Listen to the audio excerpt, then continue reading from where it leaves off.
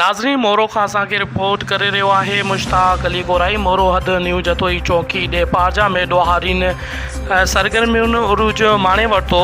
आवाम पाण खे गैर महफ़ूज़ सम्झणु लॻो। ॾोहारी आया हर राति जो कंहिं न कंहिं कुंड ते ॾोह जी कामयाब कार्रवाई करे आसानी सां फ़रार थियो वञनि।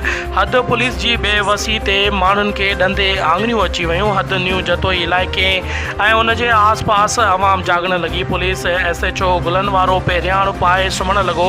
ॾोहारियुनि जे ॾाढाइनि जो SSP नुशरो फिरोज़ नोटिस वठे न त भरपूर एहतजाज कयो वेंदो। सियासी समाजी अॻवान अव्हां खे तफ़सील खां आगाह कंदा हलूं त डेपाजा साईं हैदर शाह जे ॻोठ मां फ़क़ीर यासीन ख़ासकेली जे घर खे चोर खाटणी अल तल ॿुहारे विया। चोरी वापसि कराई वञे। मिसकीन फ़क़ीर माण्हू आहियूं।